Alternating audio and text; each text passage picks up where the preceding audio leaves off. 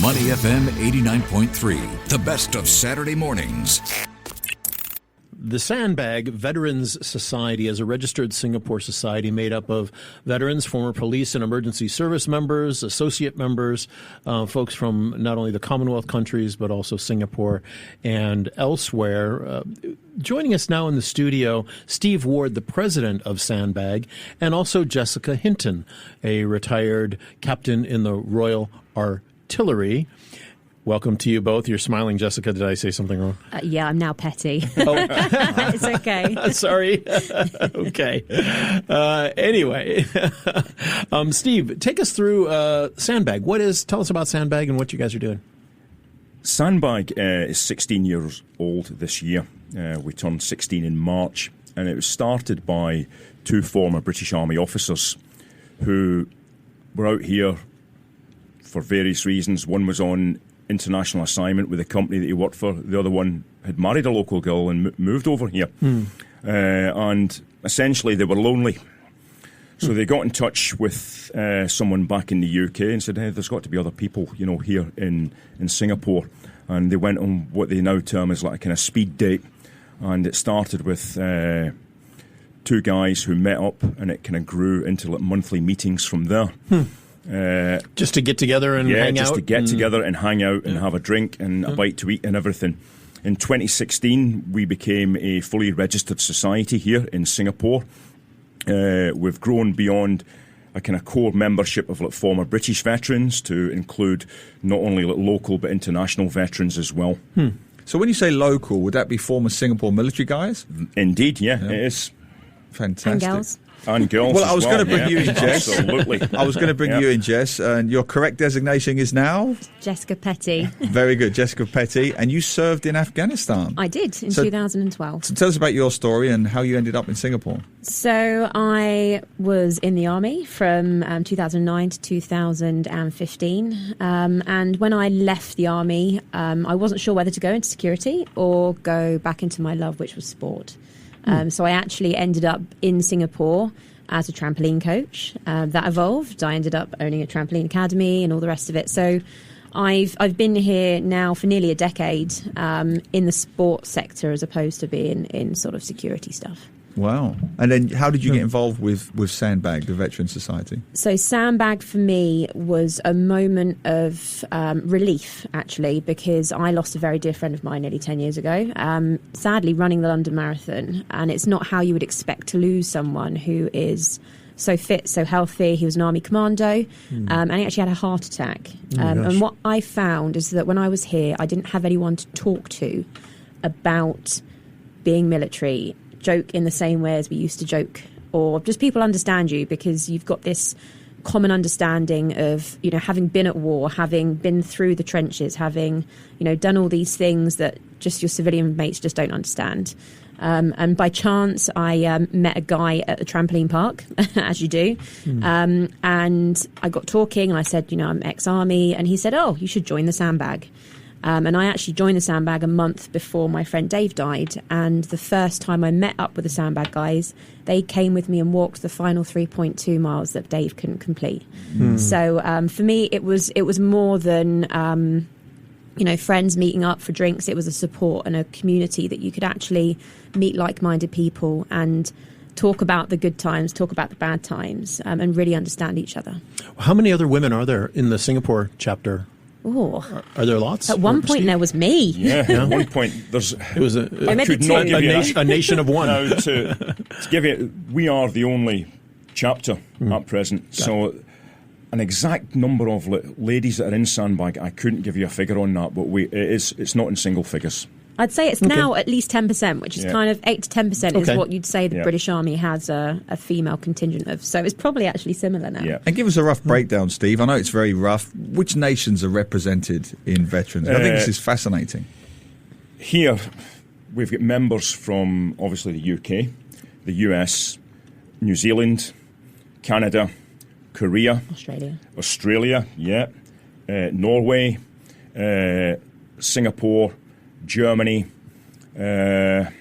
that is what I can remember off the top of my head. The reason I ask is because I'm just fascinated to know when you guys get together what you talk about, because for obvious reasons you're going to have very different experiences. You've served in Afghanistan, you've had your military career. That's going to be very different to a Singaporean guy, for example. It is. And again, I'll kind of throw in with a kind of conversation. Sandbag's the only place where I've actually sat down with a former Soviet aircraft engineer who was basically repairing aircraft that would have flown on missions to kill me and my colleagues should World War III have broken out after during the 80s and 90s.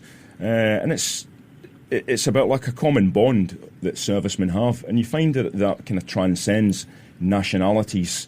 Well, especially since you're all retired, right? Yeah. Well, actually, aren't we've got active duty members as well. Oh, you do? There's a number of members from the diplomatic community who are members.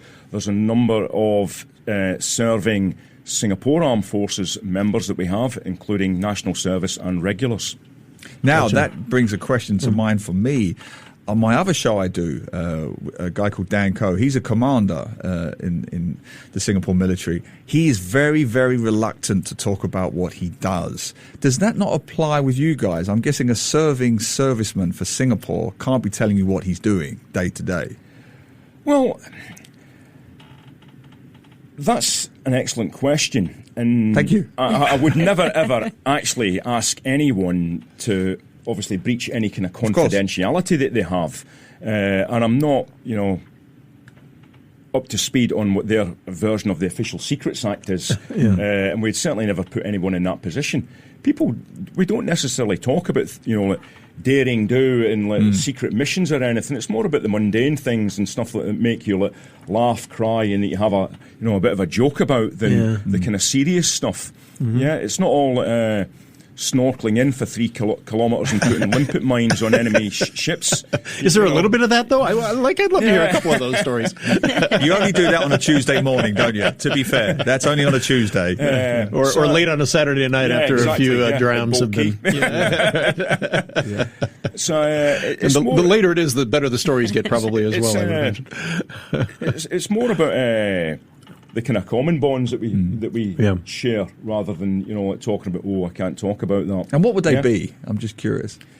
It's generally inevitably I place them in a couple of categories, and normally it's when you've messed up, or when one of your friends have messed up, and it normally ends in some sort of hilarity ensuing because of that, where you might have upset a senior officer, or you've managed to do something by the skin of your teeth and no more. Yeah. Which would apply in all workplaces. So you're basically bitching about bosses and moaning about hierarchy and orders. Yeah, it happens. Yeah. And Jess, let's come back to you. The experience for women must be quite different in the military than for men. It's a relatively new experience to have a lot of women, especially in combat roles, right? Afghanistan, Iraq might be the most recent. It might be the newest. Was anyone in the Falklands? Were any women in combat roles in the Falklands? Maybe not. No. Yeah. Certainly. I know for the U.S., really Afghanistan and Iraq have been sort of the... It completely depends, because if you think about the female role in what sort of they've been doing in a military aspect, there's been female medics for years. Okay. Now, every female medic would have to deploy with a male regiment or whatever that might be. So I think it depends on what role you choose. Now, I went into the Royal Artillery. I knew I was going to be cutting it, with the guys and girls in a sort of combat type role. Sure. I knew that was going to happen. Yeah. Obviously, since I've left the army, it has changed, and women now can choose to join the infantry or the cavalry as well. So that has obviously changed since I've left even, and I think it's great that you've got the opportunity to be able to show how competent and good you can be. Now, I'm not saying it was an easy ride. I'm not saying that it's easy to carry the same weight as the guys, because if you are in those combat roles, you do have to. There's no sort of separation. If you've got to carry someone, you've got to move stuff. It's the same weight for guys and girls. If you can't complete that, then you're a hindrance to your troop or your company, whatever that might be. So I think for me, it was always being as good as the boys and then better. What was your route into the military? What is your background? Have you got family in the forces? Nope. Or? I saw a television advert. Oh, really? Yeah. The reason I say that is because in recent years, the Singapore Armed Forces, the SAF, has actively sought out to try and get women into more roles. You see it on the MRT platforms. Yeah. There's been television ads. What would you say to them? Or any young women who are listening who might be considering a career in the armed forces? So before I joined the military, I was actually an architectural technician. I worked in architecture practice. I was used to construction sites. I was used to having to be that minority in a male-dominant environment. So for me, actually, the switch moving into the military wasn't actually that difficult. I've always been a big sport person. So I mean, my first troop called me Tracksuit Hinton because I've spent more time in my tracksuit doing sport for the army than what I did. Actually, that's completely not true. I did spend a lot of time in military uniform as well. But I think for me, it was the diversity in what you could do. If you're a fit female that could run well, could do sport in the British military, especially, that meant it opened up so much. So it wasn't just about the military aspect of going and shooting a gun and doing some war fighting. It was actually more about the whole sort of component of being able to be a sport woman once or twice a week, or whatever that might be. For me, it was an incredible experience, and I would just say to girls or women that are thinking about it, actually, in leadership, it's been an incredible movement for me. I mean, I steered a business through COVID in the fitness industry. I don't know how we survived, in all honesty, but actually I do think that quite a lot of my experiences early on in the military definitely guided me through that. So the military, it is very difficult when you try and write a CV with your experience, because actually, how can you write down I fired guns in Afghanistan, and what that means in what does that mean? Current but context, actually, I commanded a troop of 24 guys and girls. I brought them to Afghanistan safely and brought them back safely. I commanded missions. I did policy to a certain extent in some smaller scale sort of ways. I also did adventure training organisation. Your organisation and your ability to be able to think quickly and think with adaptability is just incredible when you transfer that into normal job roles. So I would say, anyone or any female that wants to join the military, it just gives you such an incredible toolbox of soft skills. Awesome. We're talking with Steve Ward, the president of Sandbag, the Veterans Society, and Jessica Petty, a former captain in the Royal Artillery. Steve, let's bring it back to your Victory Ball that's coming up. You're hosting the very first Victory Ball yes, indeed. At the Fullerton Hotel on September the 6th. What is that about? That's about us commemorating the 80th anniversary of the end of World War II. Okay, which was yesterday. It was VJ Day. Was yesterday. Yep. Yeah.